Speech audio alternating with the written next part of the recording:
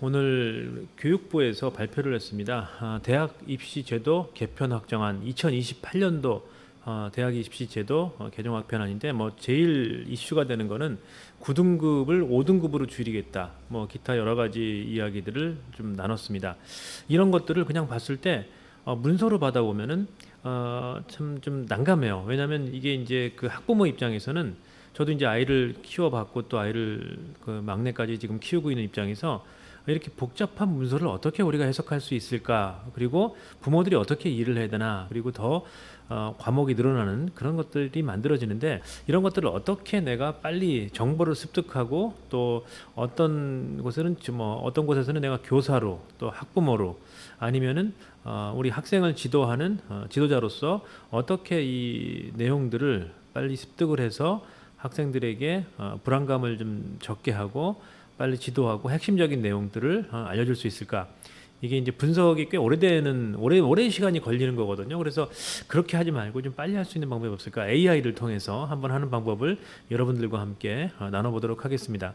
보시면은 이 12월 27일 날 발표했고 2028년도 대학 입시 제도 개편 확정안 이렇게 돼 있어요. 그럼 확정안이라는 거예요. 그래서 확정안이고 교육부가 발표를 했고 목차는 이렇게 대학 입시 개편 시한 개요를 먼저 얘기를 해주고 그다음 국가교육위원회의 주요 결의사항들 그다음에 대학 입시 제도 개편 확정안 그리고 통합형 융합형 수능 과목 체계 고신 내백 체계 이런 식으로 해놨어요. 그다음에 이제 이것들을 쭉 보면은 관심 있는 분들은 읽어야 되겠지만 하나같이 이 교육부라든가 국가기관에서 나는 이제 보도자료들은 이렇게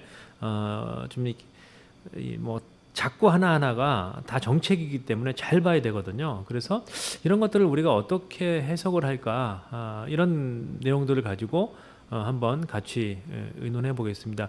물론 여러분들도 이걸 자세히 보셔야 되고 다시 한번 확인하셔야 되고 또 지도자로서 다시 한번 또 보셔야 되겠지만 이것들을 어떻게 그러면 내가 간단하게 브리핑 자료를 만들거나 아니면은 학부모들에게 설명을 하거나 아니면 내가 필요한 거에서 어떻게 준비를 해야 될까 한번 준비해 봤습니다. 자, 먼저 이게 수능 리폼드 2028 서머리라고 그래야 되는데 저는 어떤 프로그램을 썼냐면 데이터 어널리시스를 썼습니다. 데이터 어널리시스 4.0 버전에서도 가능하고 3.5 버전에서도 가능한데 데이터 어널리시스를 쓰면은 이렇게 이제 내 데이터를 올릴 수가 있죠. 교육부 브리핑 자료를 교육부에 가서 다운 받아 가지고 그냥 올릴 수가 없으니까 어떻게 하냐면은 PDF 파일로 바꿉니다. 아래 한글은 읽지를 못하니까 다시 제가 이렇게 PDF 파일로 만들어서 PDF 파일은 간단하죠. 아래 한글에서 PDF로 저장하기를 하면 되니까 그렇게 해서 이렇게 이제 했다가 올리는 거예요. 올려서 문서의 내용을 한글로 브리핑해봐라고 이제 얘기를 하는 거죠. 이게 이제 다른 거는 네가 무슨 역할을 내죠. 이렇게 이제 페르소나도 입히고 역할을 부여하고 이래야 되는데 이거는 문서를 올려주고 하는 일이기 때문에 문서를 올려주고 이 문서를 먼저 브리핑해라고 하면은 문서를 요약해 주는 거죠. 요약해 주는 내용들을 보니까 1번 입시 개편의 주요 내용. 그래서 2028년도부터 선택 과목이 없어지고 통합형 수능이 진행된다고 얘기를 하네요. 이는 10월 10일 발표한 2028년도 대학 입시 제도 시한 원칙을 유지하면서 국가교육위원회의 심의 의결을 거쳐 확정된 것입니다. 실행하겠다라는 거예요. 이제 2028년도부터. 그러면 수능에서 심화 과정, 미적분, 기하학을 제외하고 지오메트리가 이제 제외가 되네요.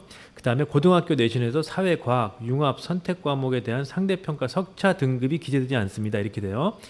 그랬을 때 등급은 이제 9등급에서 5등급 제도로 바뀌겠다라고 되어 있고 통합형 과목 체계를 도입한다고 그래요. 그리고 교육 변화에 대한 지원 계획은 이렇게 이제 변화가 됐으니까 학생, 학부모, 교교, 고교, 그다음에 교육청, 대학에 개편에 충실히 대비할 수 있도록 지원할 계획입니다. 국가가 항상 하는 말이죠.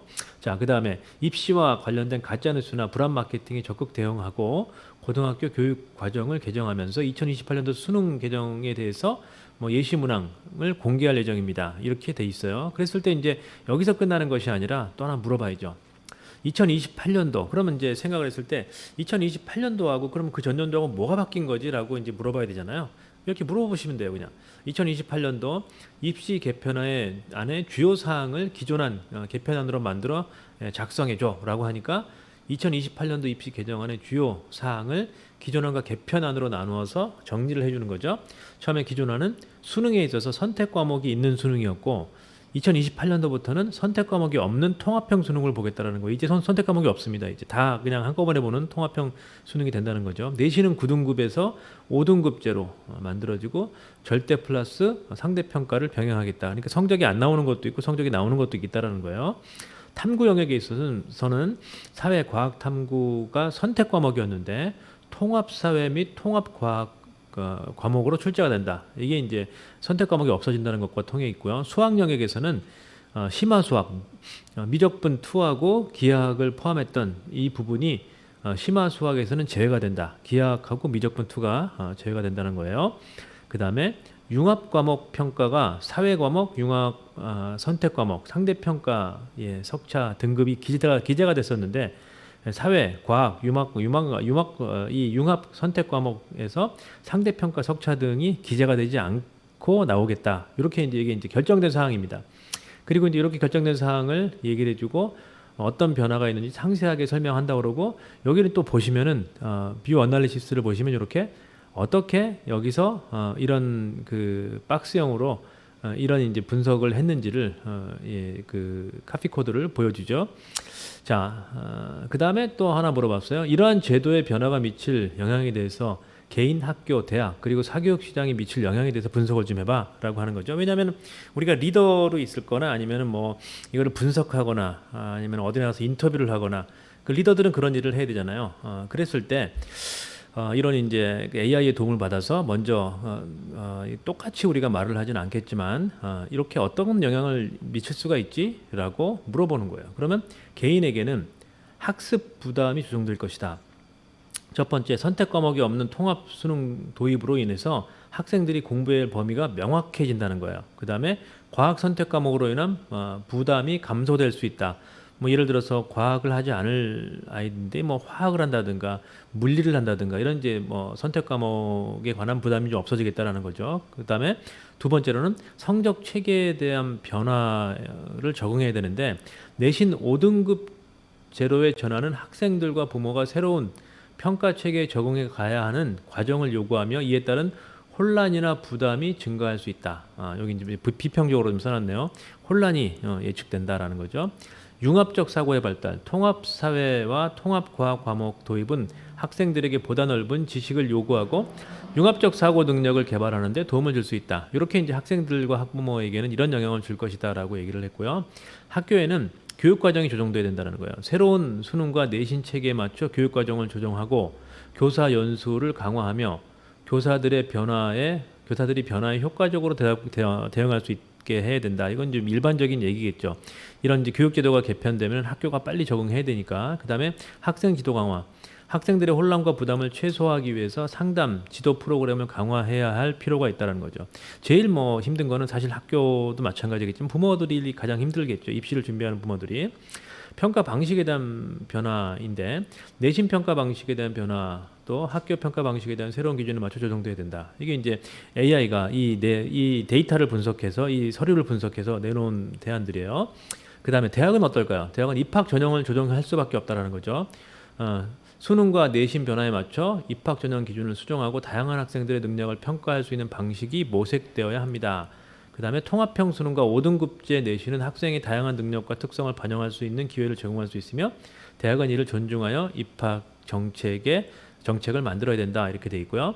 융합적 사고와 광범위한 지식을 요구하는 사회 변화에 맞춰서 대학 역시 교육 내용과 방식을 개선해야 된다. 자, 사교육 시장은 어떻게 변할까요? 수요의 변화.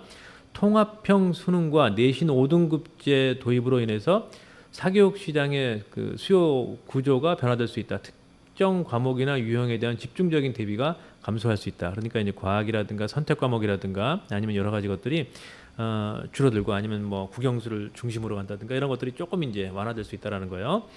사교육 시장에서도 커리큘럼을 조정해야 되는데 사교육 관련된 새로운 입시 제도에 맞춰 커리큘럼과 지도 방식이 조정돼야 할 필요가 있고요. 정보 제공이 매우 중요한 거죠. 이렇게 되면은 사교육 시장에서는 입시 변화에 대해서 정확하고 신속한 이 변화를 제공할 수 있어야 된다. 이런 것들이 있어요. 그래서 여기서 끝나지 않고 한국 입시 교육의 제도 변화를 시키고자 하는 2028년도 제도에 대해서 이런 개편안에 대해서 비판적으로 한번 분석해봐. 왜냐하면 토론이라든가 아니면 어디 가서 또 이제 이런 얘기를 해야 될 때 비판적으로 얘기하는 게 매우 중요하거든요. 그래서 2028년도 한국 입시 제도에 대해서 이 비판적으로 의견을 낸다면 이런 것들이라는 거죠. 현실적인 부담 경과에 대한 효과가 의문이다라고 되어 있는 거예요. 표면적인 변화는 선택 과목이 없이 통합 수능과 내신 5등급제는 학생들의 부담을 줄일 것처럼 보이지만 실질적으로 학생들의 경쟁 부담을 크게 줄일 수 있을지는 불확실하다. 이게 이제 뭐 신문에 난 것도 아니고 그 데이터 그냥 보도 자료를 가지고 이 백데이터를 가지고 우리 생성형 AI가 이런 자료를 만들어 주는 거예요. 경쟁이 치열한 상황에서 상대적인 성취가 여전히 중요하다. 그렇죠? 이로 인해서 학생들이 더 많은 사교육을 받거나 더 많은 시간을 공부에 투자할 수도 있다라고 더 많은 경쟁에 들어갈 수도 있다라고 이렇게 분석을 해주고 있습니다. 자, 두 번째, 교육의 질과 다양성에 관한 균형의 문제, 획일화된 교육 내용이라는 거예요. 통합형 수능과 내신은 학생들에게 균일한 교육 내용을 제공하려고 하지만 이는 학생들이 개별적 관심과 재능을 무시하고 모든 학생들을 동일한 틀에 맞추려는 시도라고 볼 수가 있다.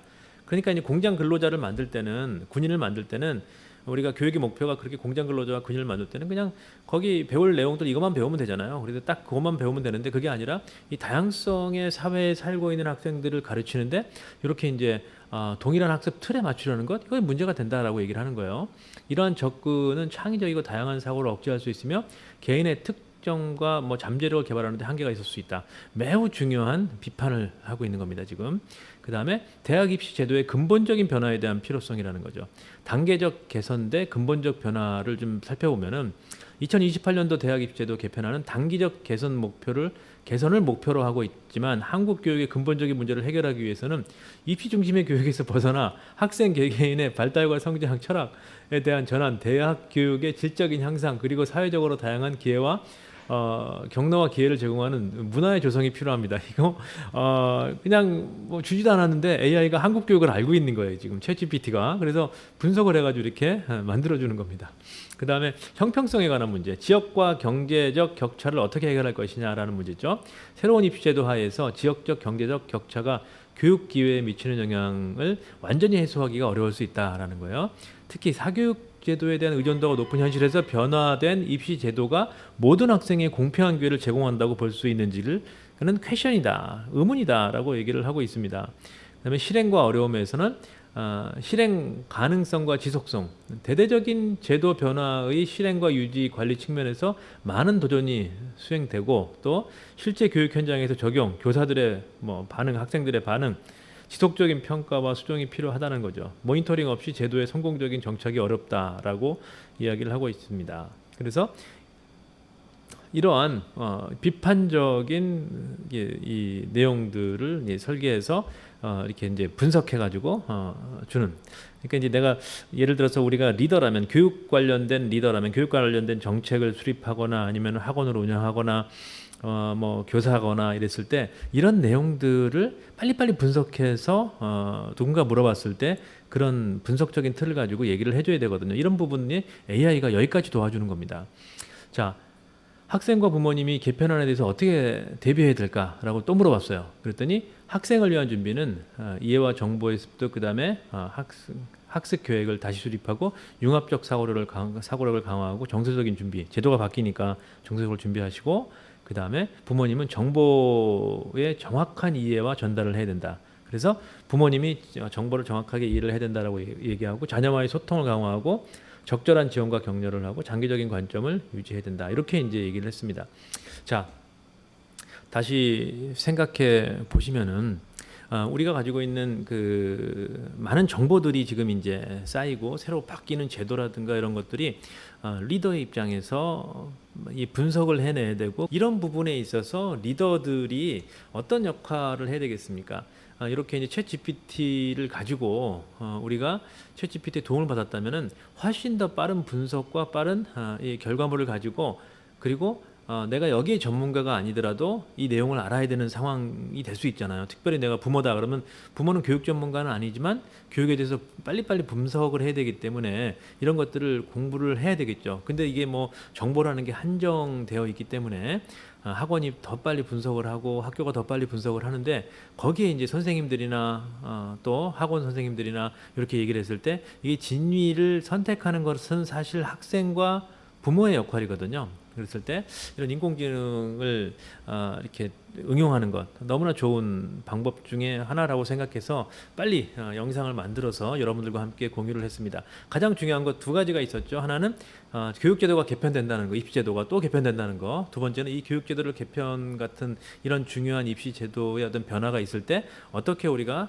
인공지능을 통해서 이 개편안들을 잘 이해하고 만들어내고 내가 그걸 가지고 내 것을 만들 것이냐, 나의 관점을 만들 것이냐, 아니면 내가 어떻게 준비할 것이냐, 어떻게 준비를 시킬 것이냐, 이런 리더들의 역할을 얘기를 했습니다.